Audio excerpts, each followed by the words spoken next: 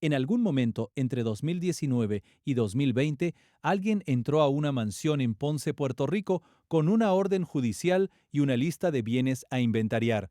La mansión había sido de Walter Mercado, el hombre que durante décadas le habló al alma de millones de latinoamericanos. El ser de luz que prometía prosperidad y amor universal, había muerto dejando una herencia envenenada, una familia dividida y, según personas que estuvieron presentes en ese proceso, un armario en el segundo piso que nadie quería abrir. Cuando finalmente alguien lo abrió, la sobrina que había manejado toda la carrera de Walter en sus últimos años se negó a que el contenido fuera fotografiado. Dijo que eran cosas personales, privadas, que no tenían relevancia legal. Pero lo que vieron los que estuvieron ahí ese día no encajaba con ninguna de las versiones públicas de Walter Mercado que el mundo conocía. Pero eso no fue todo, porque la historia del armario es apenas el final de algo que empezó décadas antes, en una relación de poder, dinero y control que Walter Mercado nunca pudo o nunca quiso romper del todo, y que terminó dejándolo sin los derechos de su propio nombre, sin el control de su imagen y, según sus propias palabras en una entrevista que muy poca gente recuerda hoy, sintiéndose prisionero dentro de su propio palacio de cristal. Si llegaste hasta acá, es porque sabes que detrás de las capas y las predicciones había algo más. Este canal existe para contar exactamente eso. Si crees que las historias que el poder prefiere enterrar merecen salir a la luz, ya sabes qué hacer. En los próximos minutos te voy a contar 4 cosas sobre Walter Mercado que la cobertura oficial de su muerte nunca tocó. Primero, la arquitectura financiera que construyó durante décadas y por qué no coincide con lo que declaró tener al final de su vida. Segundo, quién fue realmente Yvonne Bennett, cómo tomó el control absoluto de la carrera de Walter y qué dice el contrato que firmaron en 1995 sobre el derecho de una persona a su propio nombre. Tercero, lo que el inventario judicial de la mansión de Ponce reveló y lo que deliberadamente no reveló, y por qué esa diferencia importa más de lo que parece a primera vista. Y cuarto, el armario, lo que había adentro, por qué Yvonne reaccionó como reaccionó y qué dice eso de la vida privada de un hombre que vivió toda su existencia en público. Quédate, todo esto importa. Para entender lo que viene, tenés que entender de dónde venía Walter, no la versión que él mismo contaba en las entrevistas, impecable, bien construida, cuidadosamente editada para consumo público. La versión real, la que empieza en Ponce en 1932 y que tiene mucho más barro y mucha más belleza de lo que la narrativa oficial reconoce. Nació el 9 de marzo de 1932, aunque la fecha exacta fue objeto de debate durante años, incluso entre personas cercanas que manejaban versiones distintas según el contexto.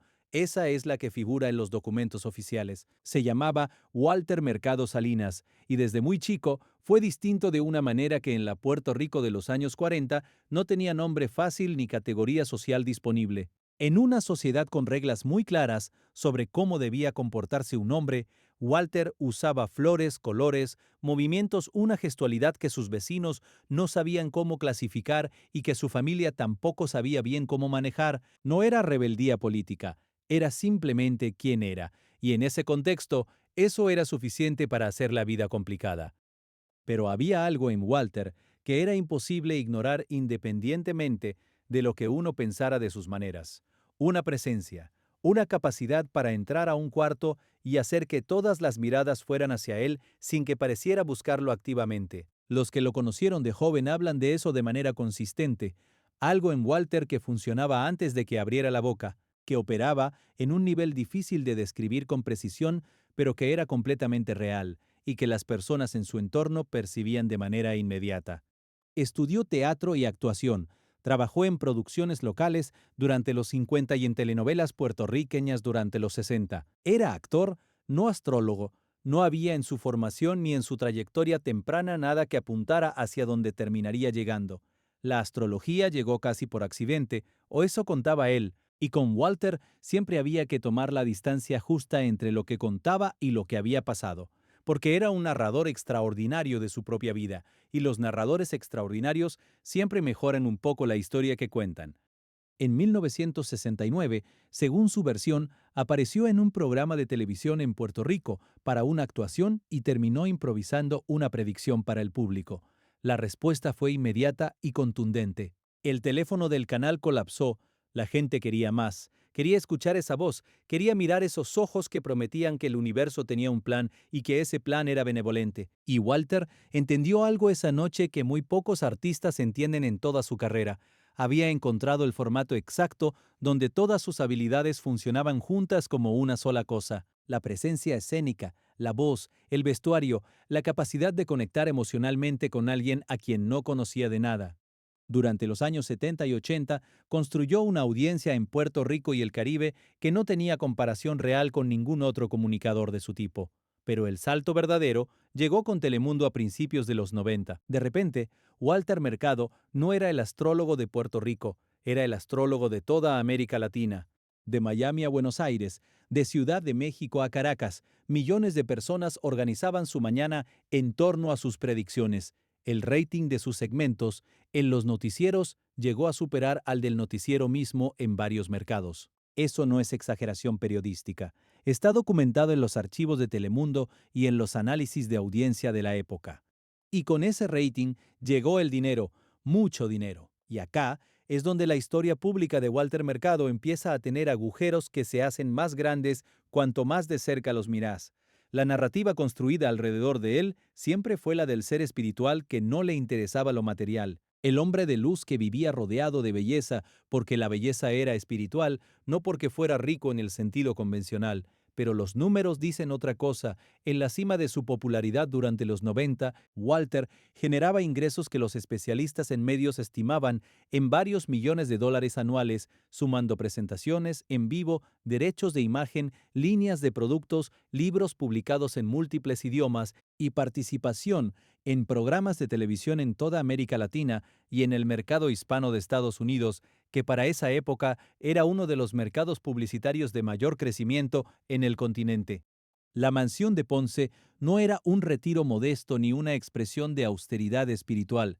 Era una propiedad de categoría real, con colecciones de arte de distintas tradiciones, vestuario de alta costura acumulado durante décadas, y una cantidad de objetos de valor que el inventario judicial posterior tardó semanas en catalogar. Las personas que participaron en ese proceso describen una cantidad de material que sorprendió incluso a quienes ya sabían que Walter había vivido con abundancia. Sin embargo, cuando en sus últimos años Walter habló públicamente de dinero, la imagen era completamente diferente. Decía que no tenía mucho, que lo que importaba era el amor que daba y recibía, que los bienes materiales eran temporales. Esas declaraciones eran verdaderas en algún nivel todavía difícil de evaluar del todo, pero también eran la descripción de una situación real que no había sido completamente elegida por Walter, sino construida por otros alrededor de él, sin que él pudiera o quisiera detenerlo.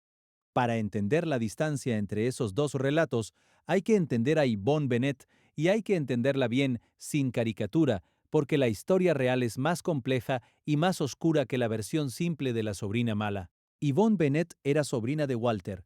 Llegó a su entorno como alguien de confianza, alguien de la sangre, alguien que podía ocupar los espacios que los extraños no pueden ocupar en la vida de una figura pública. Empezó en funciones de asistencia y fue tomando progresivamente más responsabilidades: la agenda, los contratos, las finanzas, las decisiones sobre qué apariciones valían la pena. La progresión fue gradual y en cada paso parecía lógica desde adentro, que es exactamente cómo funcionan estas dinámicas cuando son problemáticas. No hay un momento único de quiebre, sino una serie de pasos pequeños que solo se ven como lo que son cuando uno los mira desde afuera y hacia atrás. En 1995 ocurrió algo que no fue noticia en ese momento, pero que décadas después se convirtió en el centro de una batalla legal reveladora. Walter Mercado firmó un contrato con una empresa llamada Astromundo Inc., controlada por Yvonne Bennett, por el cual cedía los derechos de uso de su nombre, su imagen y su marca personal. El contrato tenía condiciones que los abogados que lo revisaron años después describieron con términos que iban de la sorpresa a la indignación. En palabras simples, Walter Mercado le entregó a una empresa controlada por su sobrina el derecho a usar quién era él, su cara, su nombre, el personaje que había construido durante 25 años de trabajo desde cero. Pensá en eso un momento. 25 años de trabajo, una marca personal construida desde un programa de televisión local en Puerto Rico en 1969 hasta convertirse en el comunicador hispano más reconocido del continente. Todo eso firmado en un documento ¿Por qué lo hizo? Esa es la pregunta que nadie ha podido responder de manera completamente satisfactoria y que probablemente no tenga una respuesta única. Las versiones que circulan entre personas que conocieron a Walter en esa época son al menos tres. La primera dice que firmó sin entender completamente las implicancias, que confiaba en Yvonne con la confianza ciega que a veces se deposita en la familia, especialmente en personas que han demostrado ser capaces y leales durante años, y que no leyó los documentos con la atención que merecían. Esta versión tiene lógica y tiene precedentes en muchas historias similares de artistas que terminaron en situaciones parecidas. La segunda versión es más incómoda. Sugiere que la relación entre Walter e Yvonne tenía una dimensión de dependencia que iba más allá de lo profesional, que para ese punto de su vida, Walter había estructurado su existencia de manera que Yvonne era central no solo en lo laboral, sino en lo cotidiano y en lo emocional, que contradecirla se había vuelto algo que evitaba activamente no por miedo literal, sino porque hacerlo hubiera implicado un reordenamiento de su vida entera que no estaba dispuesto a enfrentar. La tercera versión es la más oscura y también la que tiene menos evidencia directa, pero la que más circula entre personas que conocieron bien el entorno. Esta versión dice que Walter sí entendía lo que firmaba, pero que tenía razones propias para querer que sus bienes y su imagen estuvieran estructurados a través de una tercera parte. Razones que tenían que ver con privacidad, con protección personal, con aspectos de su vida que no quería que quedaran expuestos directamente bajo su nombre en ningún registro legal o fiscal. Esta versión implica que el contrato fue una decisión estratégica de Walter tanto como una maniobra de Yvonne, y que la relación de poder entre los dos era más bidireccional de lo que la narrativa posterior sugiere. La verdad, probablemente tiene algo de las tres. Lo que sí es documentable es lo que pasó después. Durante los primeros años la relación funcionó con su lógica propia. Walter era el talento, Yvonne la operadora. Él aparecía en pantalla, ella negociaba los contratos, él construía la conexión emocional con el público, ella administraba el valor comercial de esa conexión. Era un modelo que generaba dinero para los dos y para la estructura que habían construido juntos. Pero cuando la televisión abierta empezó a perder centralidad cultural frente al cable y después frente a Internet, la situación cambió. El mercado para el tipo de contenido que Walter producía se fragmentó. Los honorarios bajaron, las oportunidades fueron siendo menores, y en ese contexto, las decisiones sobre qué contratos tomar, cómo y dónde aparecer, cómo administrar los recursos disponibles, siguieron estando en manos de Yvonne porque así lo establecía el contrato de 1995 que Walter había firmado y que seguía completamente vigente. Walter, según testimonios de personas que lo visitaban en Ponce en esos años finales, empezó a mostrar señales de una frustración que no encajaba con la imagen del ser de luz perpetuamente en paz. Preguntaba por pagos que no llegaban o llegaban en montos que no coincidían con sus expectativas. Expresaba, en conversaciones privadas que algunos interlocutores han relatado después, una sensación de haber perdido el control de algo que había construido con décadas de trabajo propio. En 2018, un año antes de su muerte, Walter dio una entrevista donde dijo algo que pasó casi desapercibido. Dijo, en términos generales, que había momentos en que uno se sentía atrapado por las mismas cosas que creía haber elegido libremente, que la jaula más difícil de reconocer era la que uno mismo había contribuido a construir. Las personas que lo conocían bien entendieron perfectamente a qué se refería. El público general lo tomó como reflexión espiritual abstracta. No lo era. En 2019, con 87 años y una salud que ya mostraba signos claros de deterioro, Walter tomó la decisión de pelear. A través de representantes legales, presentó una demanda contra Astromundo Inc. para recuperar los derechos de su nombre y su imagen. La demanda fue presentada en tribunales de Puerto Rico y generó una cobertura mediática significativamente menor a la que merecía, dado que lo que estaba en juego no era solo el caso de un artista y su representante, sino una pregunta más amplia sobre los límites del control que una persona puede ejercer sobre la identidad de otra, incluso cuando esa otra persona ha firmado documentos que parecen autorizarlo. Los abogados de Walter argumentaban que el contrato de 1995 había sido firmado bajo condiciones que no reflejaban la intención real de su cliente, que la cesión había sido explotada de maneras que iban más allá de lo que Walter había entendido que autorizaba, y que el resultado práctico era que Walter Mercado no podía usar su propio nombre en determinados contextos sin el permiso de una empresa que no controlaba. Yvonne Bennett y Astromundo respondieron que el contrato era válido, que Walter había contado con asesoramiento legal adecuado, que los términos se habían cumplido y que la demanda era resultado de influencias externas sobre un hombre mayor cuyo juicio podía estar siendo afectado por terceros con intereses propios. El caso nunca llegó a resolverse judicialmente. Walter Mercado murió el 2 de noviembre de 2019. La causa oficial fue insuficiencia renal.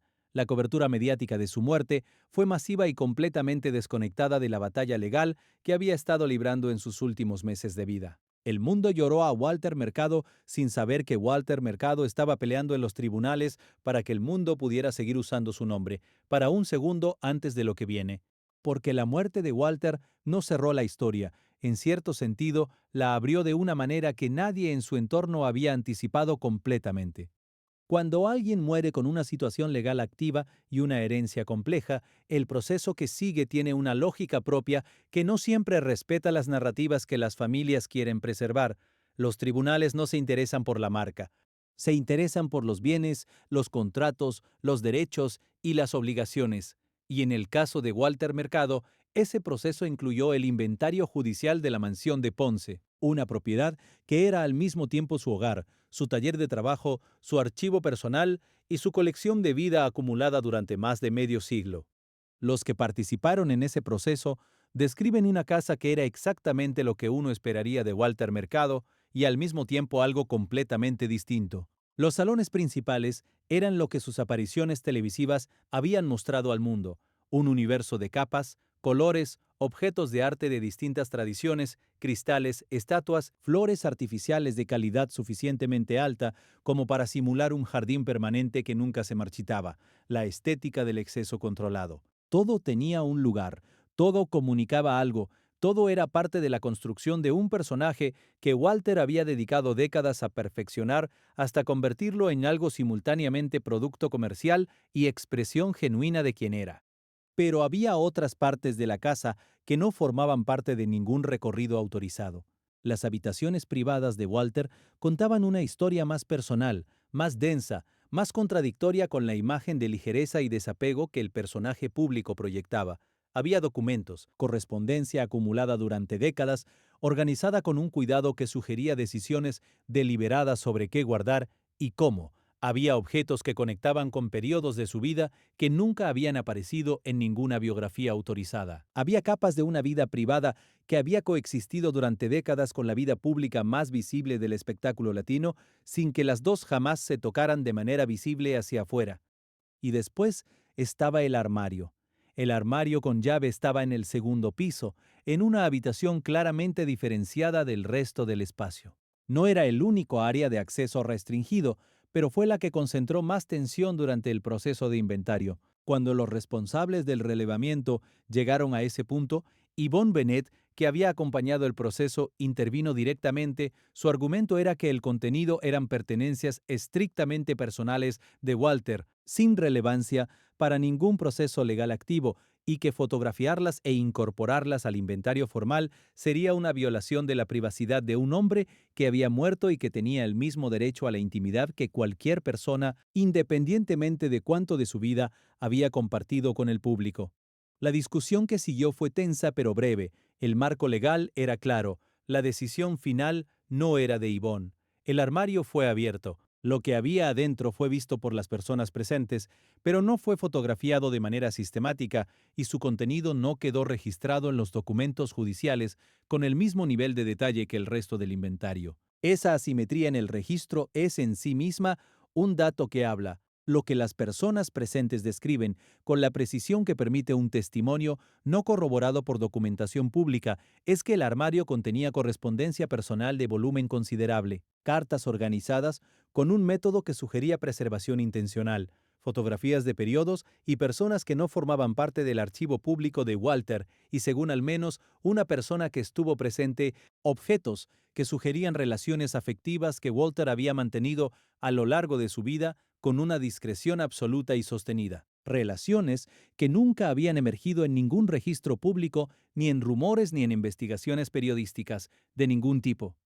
Lo que importa entender acá no es el contenido específico. Walter Mercado tenía todo el derecho del mundo a tener una vida afectiva privada, a mantener relaciones que no fueran del dominio público, a guardar cartas y fotografías que no le pertenecían a su audiencia sino exclusivamente a él. Ese derecho no se negocia con la fama ni con ningún contrato. Lo que importa es lo que ese armario representa en la historia más larga y más oscura. Walter Mercado construyó una de las marcas personales más poderosas de la televisión latina del siglo XX.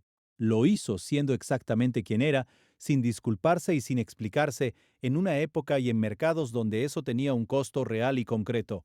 Y al mismo tiempo, sostuvo durante décadas una separación entre lo que mostraba y lo que vivía tan perfecta, tan cuidadosamente mantenida, que cuando la estructura que la protegía empezó a desarmarse después de su muerte, lo que quedó expuesto no fue ningún escándalo, sino simplemente la humanidad de un hombre que había sido tratado como algo más que humano por demasiado tiempo. El armario con llave no era el depósito de una vida doble en el sentido dramático. Era la prueba de que Walter Mercado había tenido una vida interior que nunca le perteneció del todo al público que lo amaba. Y la reacción de Yvonne ante la apertura sugiere que había algo ahí adentro que cambiaba o completaba la imagen de Walter de maneras que ella no quería que quedaran registradas, no necesariamente porque fueran negativas, sino porque eran de Walter, completamente de Walter, y en una relación donde los límites entre lo personal y lo profesional se habían borrado de maneras que los documentos judiciales apenas insinúan, ese armario era quizás el último territorio donde todavía era el único dueño de algo que no había firmado. Antes de terminar, hay algo que esta historia dice y que va más allá de todos los nombres y todas las propiedades y todos los contratos. América Latina tiene una relación muy particular con sus figuras de consuelo, con los que prometen que todo va a estar bien, que el universo tiene un plan, que las estrellas nos cuidan. En los años 90, cuando la televisión abierta era el centro de gravedad cultural de todo el continente y las crisis se acumulaban sin pausa, Walter Mercado ocupó un lugar que no era simplemente el del entretenimiento, era el del acompañamiento genuino. Millones de personas que no tenían espacio para procesar la incertidumbre de sus vidas encontraban en ese hombre de capas y predicciones algo parecido a la seguridad, algo que se sentía real, aunque la razón dijera que no podía serlo del todo. Y ese lugar, esa posición de confianza absoluta en la vida de tanta gente durante tanto tiempo, fue también lo que lo hizo vulnerable a exactamente lo que le pasó. Porque quien controla al que da consuelo, controla algo de un valor enorme. Los contratos que Walter firmó, las estructuras legales que con el tiempo le quitaron el control de su propio nombre, no fueron posibles porque Walter era ingenuo en el sentido simple. Fueron posibles porque había construido su vida alrededor de la idea de que la confianza era un valor que se daba sin condiciones, y esa convicción fue aprovechada por personas que entendían muy bien el valor comercial de lo que él representaba y que tenían la capacidad técnica para estructurarlo a su favor. La mansión de Ponce está cerrada. El caso legal se cerró con su muerte. El armario fue vaciado por personas que decidieron qué era relevante documentar y qué no. Y el mundo recuerda a Walter Mercado como el ícono y el pionero que fue, lo cual es verdad, y es completamente insuficiente como descripción de una vida completa.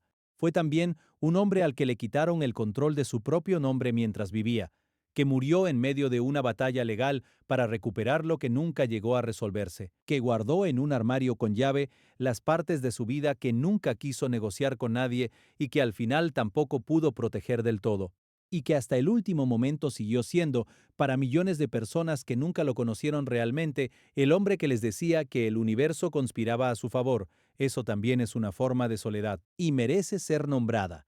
¿Crees que Walter Mercado sabía exactamente lo que estaba firmando en 1995 o hay algo en esa historia que todavía no salió a la luz? Contame abajo, leo todo.